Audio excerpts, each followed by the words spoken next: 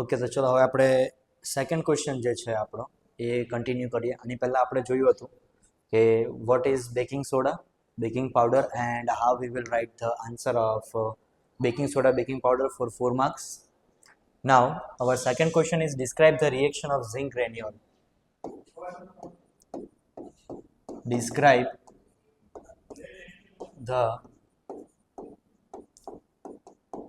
reaction of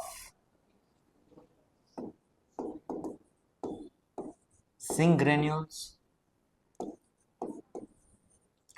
with dilute sulfuric acid. With dilute sulfuric acid.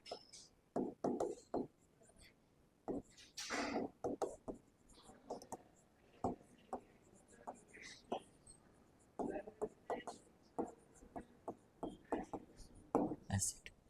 હવે તમને બધાને એવું લાગતું હશે કે સરે આખે આખો આ ક્વેશ્ચન શું કામ લખ્યો? ઓકે, લાગતું એ હશે તમને કે આ આખો ક્વેશ્ચન તમે શું કામ લખ્યો હતો. હવે આપણે જોઈએ એને પાછળનું કારણ શું હતું. જ્યારે પણ તમે આન્સર લખો છો, કોઈ પણ આન્સર લખો, whenever you write any answer of section D, C, okay, you have to mention of which topic you are writing that answer. Okay, तो हमें वो टॉपिक जो है उसका नाम मेंशन करना पड़ता है. और अपने टेक्स्ट बुक के अंदर सेकेंड चैप्टर का जो पार्ट है ना, सेकेंड पार्ट केमिकल रिएक्शन का सबसे पहला केमिकल रिएक्शन ये यही है कि describe the reaction of zinc granule with dilute sulphuric acid.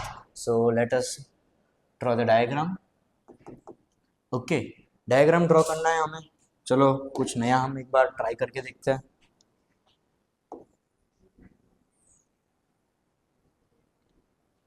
Okay, अब यहाँ पर हमें डायग्राम में सबसे पहली बात हमें याद रखने की कि डायग्राम आप जो भी बनाओ वो आपको सिर्फ और सिर्फ पेंसिल से बनाने के. Okay, always use pencil. Diagram में पेंसिल से आप बनाओगे तो उसके मार्क्स मिलेंगे. ओके, तो उसका आप में खूब ध्यान रखने का. So very first point is to draw diagram. Okay,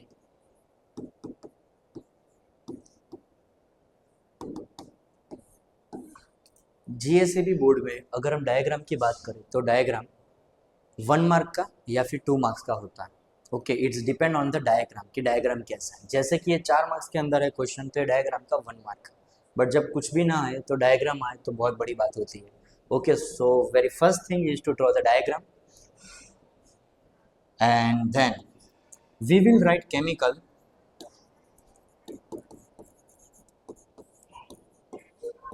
reaction. Okay, chemical reaction, that what is happening in this question, in this diagram. Okay, so here when zinc, okay, when zinc granule means small pieces. Okay, small pieces. When zinc granules reacts with dilute sulfuric acid, it gives zinc की हम बात कर रहे हैं. Okay, zinc metal. अगर आपको पता हो फर्स्ट चैप्टर में तो डिस्प्लेसमेंट, डबल डिस्प्लेसमेंट रिएक्शन कुछ ऐसा आपको याद रहेगा. तो यहाँ पे क्या है, जिंक किसके साथ रिएक्ट कर रहा है, सल्फ्यूरिक एसिड के साथ. सल्फ्यूरिक एसिड की अगर हम बात करें तो सल्फ्यूरिक एसिड क्या है, H2SO4. और कौन सी चीज़ रिएक्ट कर रही है, जिंक रिएक्ट कर रहा है. जिंक में Zn. तो ये जो Zn है वो रिएक्ट करेगा H2SO4 के साथ और बनाता है zinc sulphate and it gives zinc sulphate. Okay, zinc sulphate and H2 gas and H2 gas. Then you have to write second subheading chemical equation. You have to mention this term chemical equation. Then you have to write what is happening in this reaction, that is in symbolic form. Zn plus H2SO4 gives ZnSO4 plus H2 gas, H2 gas. Okay.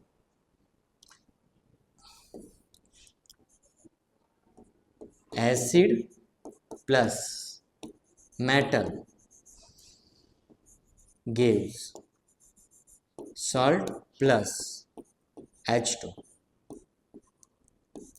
This upward arrow shows that H2 is in gaseous form. H2 is in gaseous form. Okay, तो हमें यहाँ पे क्या पता चला? हमने यहाँ पर देखा है अभी कि जिंक ग्रेन्यूल्स, जिंक के जो छोटे छोटे पीस है वो सल्फ्यूरिक एसिड के साथ रिएक्ट करते हैं, कैसे है?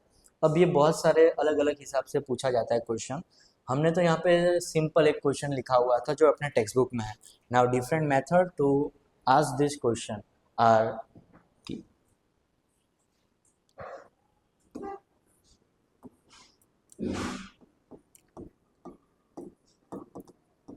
popping sound,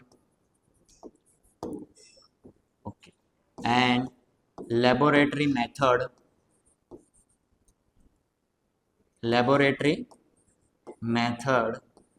okay for preparation of H2 gas की H2 गैस लेबोरेटरी में से कैसे मिलता है, उसके लिए भी आपको सेम टू सेम यही वाला ही फॉलो करने का है।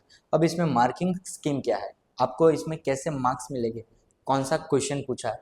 जब कभी भी डायरेक्ट ऐसा दिया हो, ये वाला अपना जो फर्स्ट है सेम टू सेम ऐसा ही अगर क्वेश्चन बनता है तो आपको सबसे पहले डायग्राम करने का, कि डायग्राम का अपने को मिला 1 मार्क, ओके, एंड देन आपको लिखने का है इसका केमिकल रिएक्शन,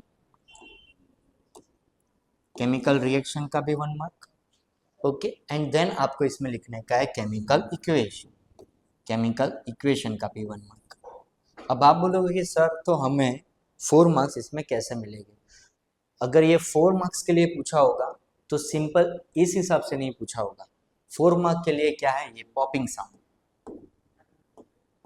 तो आपको एक पॉइंट इसके बाद ऐड करने का रहता है, आपको इसके बाद जो एक पॉइंट ऐड करने का, वो क्या पॉइंट है कि भाई जब हम कैंडल लेकर आ रहे हैं, आपने यहाँ पर देखा होगा कि ये रही अपनी कैंडल, ओके, आपको दिख रहा है ये कैंडल, जैसे ब्रस्ट हो रहा है ना, पॉपिंग साउंड इसमें आता है, इसमें पॉपिंग साउंड आता है, ओके, तो उसके बाद जो पॉइंट आएगा वो कैंडल वाला आएगा, ओके, कैंडल वाला कि H2 गैस, H2 गैस कौन सी, ये जो बबल के फॉर्म में जा रहा है, ये जो बबल के फॉर्म में जा रहा है, ये क्या है, यही H2 गैस है, okay, H2 gas burns with popping sound, burn with popping sound। अगर हम बताएं कि ये बर्न विथ पॉपिंग साउंड क्यों, H2 गैस क्यों बर्न होता है, तो अगर आपको पता हो 8th स्टैंडर्ड 7th स्टैंडर्ड उसमें भी हम पढ़ते थे कि जो आग लगती है वो लगती है बिकॉज ऑफ H2 गैस, और जो आग बढ़ती है, ओके, वो बढ़ती है because of O2 gas, okay, बंद कर ही देना भाई, स्टॉप स्टॉप।